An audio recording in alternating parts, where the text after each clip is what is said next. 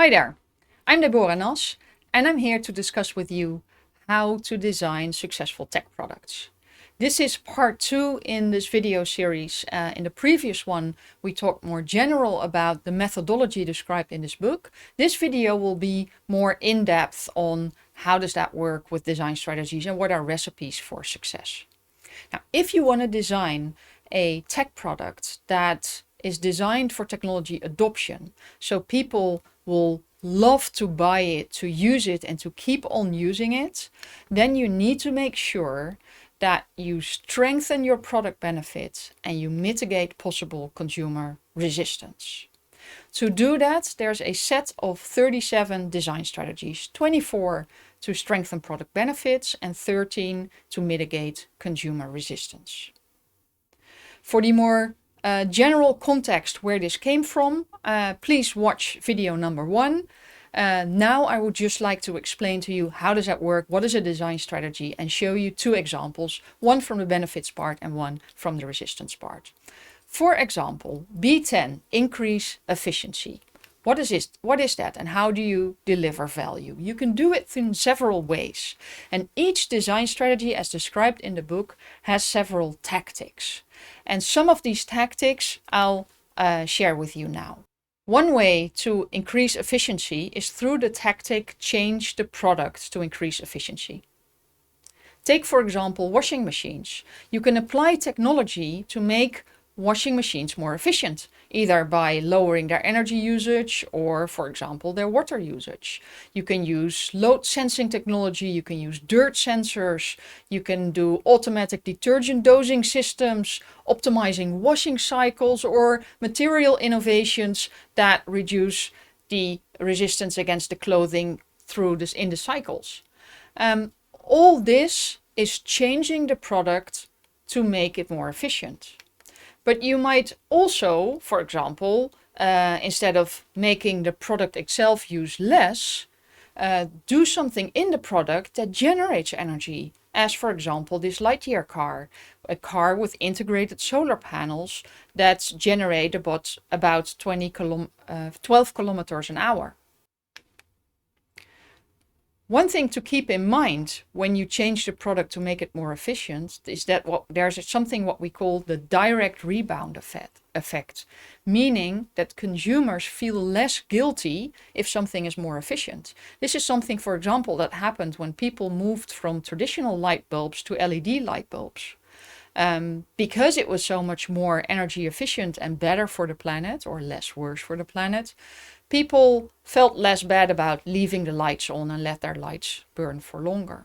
Therefore, and then again, using more energy than needed, at least. Another tactic is to change people's behavior to reduce consumption.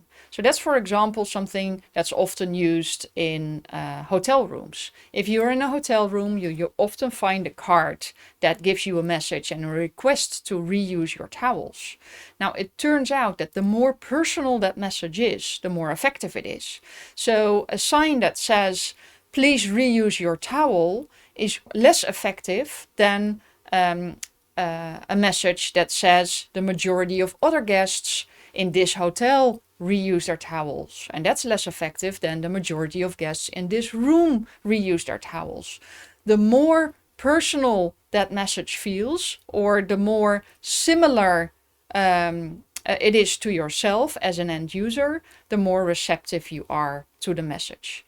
In terms of a technology solution, you could also give real-time feedback, for example, through a measuring device in the shower that shows you how much water you've used and how much energy you're using. Simply putting a device like that shows that people in hotel rooms use about 11% less energy when taking a shower.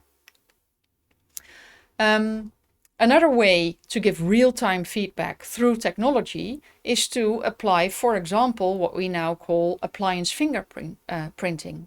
What is this? This is using algorithms to sort of read the energy system in a home. And that algorithm starts to learn the patterns and the signals of the different appliances in your home. So it knows what the washing machine is, what the dishwasher is, what the fridge is, for example. And it will give you a notification if you left the fridge door open or if something's wrong. And it gives users insight into their energy use. And through insights, they will be able to change their behavior and reduce their consumption. Another way to change people's behavior to reduce the consumption is to make predictions and reward specific behavior. One example that is upcoming, it doesn't exist yet, but it's a partnership between EnergyWeb and Volkswagen, where they plan to give all the elements in the energy system a digital identity on a blockchain system. And the goal is that every Volkswagen that leaves the factory has a digital blockchain-based identity. And the system will be able to recognize when people should or should not charge their car and reward them accordingly. Why do you need this? Well, if the sun is shining and there's lots of energy, you want people to charge their car because there's an excess amount of energy available on the net and we need to balance that net to keep it stable. But during peak times, you want to prevent people from loading their cars. So through a financial reward system, you can steer people's behavior. So these are just some examples of tactics within one design strategy, in this case B10, increase efficiency. Let's have a look at another example in the resistance domain. Now, before we do that, one important comment. Mitigating resistance is not about persuading consumers to adopt your product. It's really about developing better products. Because if you develop better products, they trigger less resistance. If you think about privacy by design early on in your innovation process, for example, their consumers will have less to worry about regarding their privacy. If you think more about how can we lengthen the lifetime of a product by making a product future-proof, for example, R7 be future-proof, then consumers are more likely to adopt your product because they know it will last for a long time. How can you make your tech products future-proof and prevent them from being outdated quickly? Well, for example, through the tactic to offer accessories. Take, for example, smart coffee machines. Very few people today see the value of a smartphone connected coffee machine because it's just as easy to press some buttons on the coffee machine. However, it's very likely that at some point in time, more and more consumers will start to see the benefit of it. Why? Because those machines will be able to recognize the types of beans and then download specific coffee recipes created by the coffee roaster to create your perfect brewing cup. Or you can have personalized recipes with exactly the right amount of milk and coffee and how strong it is, and maybe even a mixture of beans in the same coffee. That type of recipe might be your perfect cup of coffee. Once consumers start experiencing this with their friends or in coffee bars or at other places, they might start to see the value of it. But they're not willing to pay extra today. So one solution is to offer additional hardware as an accessory. You need to think about that at the start when you design your product, because your hardware needs to be ready for accessory expansion. And this is, for example, what Jura is doing to add hardware later. You can later buy an additional plug to make your coffee machine smartphone connected. Another way to make your products future-proof is to make sure that your hardware that you put in today is already prepared for the future, prepared for future functionality that you want to offer. Keep in mind that this is also a very dangerous tactic, or can be a dangerous tactic. Let's have a look at the Nest Secure, that white box that you're seeing in the slides. This was Google's security system. And a lot of people bought it and it worked fine. And at some point in time, Google announced or Nest Secure now also supports the Google Voice Assistant. And that's when their users became very, very angry with them because they never knew that thing had a microphone. And people were afraid that they were being listened into secretly, and they didn't know what was happening with their privacy and their data. So they were very upset with Google for not telling them from the beginning on that there was a microphone in the product and that it would be used later on, but it's not turned on now. On the other hand, Tesla did something similar and it didn't backfire at all. So when Tesla launched their Model 3, the car had a camera right on top on the rear view mirror. And nobody knew what it was for. So when a user tweeted Elon Musk, what is that camera for? If I'm not getting an answer, I'm going to put a sticker on it to make sure nobody can look at me. Elon just answered, well, it's already there for when our cars have full autonomous driving functionality and we want our users to allow their car to become part of the autonomous fleet and actually being able to earn money with their car by sharing it with others. And by that open, transparent answer early on based on a public user question, it wasn't a problem at all. It was actually seen as a sign of future vision and a good thing. It also has very much to do with your brand values and your brand perception, obviously. So very good strategy, but keep in mind that you have to be open and transparent about it in communicating to your users. Another tactic to make your products future-proof is to offer upgrades. So the Mac Pro, this is the most expensive Mac machine available. It's very high performance, but they also designed it in a very modular way. You can fully configure it as a user, but that means you can also easily upgrade all the different components. And to make that easier, they thought about this in their design. So with one hand, you can actually open the machine and you see all the components on the outside of the device, which are easily to take out, replace with something else. And that's how you can offer upgrades when a more powerful, better, or more efficient component is available. Offering upgrades can also be done differently. And then you need to think about where to put the intelligence of your product. I think Philips Hue did a good job. They centralized all their intelligence. So they basically said, we're going to put all of the intelligence in the central hub, and we're going to make all the edge devices, the lamps and other accessories, as dumb as possible. Why? After a few years, they can offer people a new hub and for their current customers with a discount. And by upgrading the hub, you get all of the intelligence that the latest system has, while still being able to use all of your other products in that ecosystem. Then we have a tactic called offer ongoing functionality. What does this mean? You need to think about, where does the functionality in your product reside? Where are things done? Do we do things in the product or do we do things in the cloud? If you do things in the cloud, if the cloud is key to the functioning of your product, for example, you as a manufacturer will always need to support that service. So another case that backfired, it's another Google case. They bought Revolve, which was a successful smart home hub. And after a few years, they decided to cancel that product. And by canceling that product, they also immediately stopped the cloud services. And that smart home hub was completely useless, leaving users with a useless piece of hardware that they could do nothing with. However, if you put specific types of functionality in the product and be able and make sure that it can be used without the cloud service or even completely offline, that will make sure that that functionality can be used by users forever. And that is a way of being future-proof and ensuring a longer lifetime.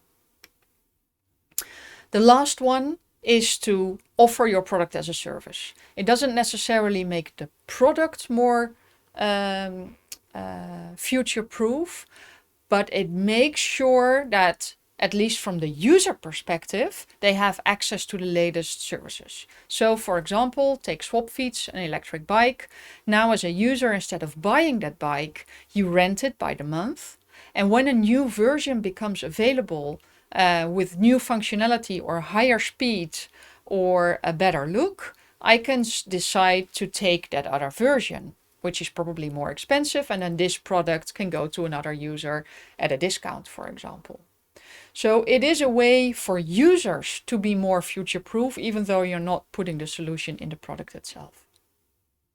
When you start your design process, it's not about only benefits or only focusing on the resistance part. You need to do both. And if you manage to combine it well, you might strike gold. It's not an easy process, but it's definitely worthwhile and very rewarding to figure out what the best balance of benefits and mitigating resistance is.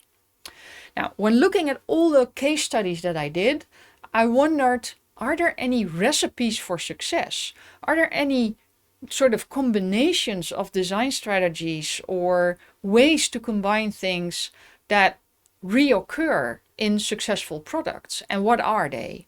And indeed there are. I'm going to share 4 recipes for success with you. The first one is combining 2 benefits that are, until that moment in time, impossible to combine.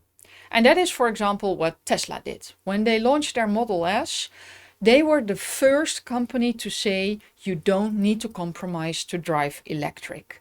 Until that point in time, consumers always had to accept a compromise. So you bought an electric car and you had a very short range or you had lower performance. Whereas Tesla combined a low footprint with increased performance in terms of acceleration and user experience. And that combination made them very successful. And I have to say that Tesla is a very rare case. I haven't found any other example of a product that uses so many design strategies. They use 17 of the 24 green ones and 12 of the 13 red ones. And that is a lot. But now the key is they don't talk about them all. They talked, when they launched the product, they talked about B11, elevate performance. They talked about B19, deliver prestige. And they talked about being future-proof. Because through their over-the-air updates, which was revolutionary for cars, they allowed users to get access to the latest features through over-the-air updates. And all of the other design strategies they use, but they either reinforce one of those core 3 design strategies, or they just don't really talk about it that much. It's also, if you look at how they communicate about the product, it's a lower hierarchy. And that's the key point here. Is abundance of benefits a good thing? Yes, it is, as long as you create a hierarchy in it. So there can only be a few key benefits, usually 2 or 3. Then there are a number of supporting benefits, design strategies that you use to create benefits. Ideally, they reinforce, they fit with those key benefits. And then there could be a whole bunch of other benefits that you talk about in the small print, but not in your key messaging. And the successful startups have very strong key benefits that they talk about. So a very strong hierarchy in their benefit structure. The second recipe is combining 2 benefits that naturally reinforce each other. And that's, for example, a strategy that Fairphone adopted. So they go for the most fair phone, right? So it is social impact, they boost social impact, and they go for a longer lifetime and a low footprint. So those are 2 or 3, in this case 3 design strategies that naturally fit together and together make their overall proposition very strong, allowing them to, have this fair phone, which is the most repairable phone in the world, with ethically sourced materials where users can upgrade modules, for example, if there's a better camera available.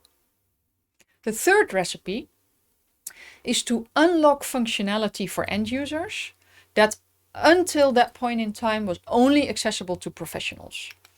This is an example. If you want to know, for example, how you as an individual, how your mind responds to music and how well you're able to concentrate, the only way until now is to use one of those EEG caps, which really makes you look silly. And actually to read the patterns that come from it and interpret it right, you need a professional. What is Neurable doing? They created a headphone, or they are creating a headphone, which will be launched in a few months, where the EEG sensors are integrated in the soft shell ear caps of the headphone. And that headphone will measure how you respond to certain types of music, how it helps you concentrate, and by learning your patterns will also start giving you recommendations what the best time is to take a break to really optimize your productivity. The last recipe is to fix a drawback of today's solution. It could be fixing a drawback of another tech product. For example, Signal or Telegram are fully focused on privacy, solving issues with other messaging services like WhatsApp or Messenger. But it could also be fixing a drawback of a non-tech solution. For example, using algorithms to make the hiring process of new employees more fair. So Textio, for example, is an AI-based text tool that gives you on-the-spot recommendations how to make your vacancy text more inclusive, to use language that is more suited for all different target groups, and how to appeal to make it sort of gender neutral, make it appeal to different types of cultural backgrounds, things like that. Or AI-based software that takes out, that sort of blocks all of the information in a resume that could trigger a bias, whether conscious or unconscious. So this is using technology to fix one of today's problems. These are 4 recipes you can use in your design process, together with the design strategies. Give it a try. You will be surprised about the results. For now, go innovate.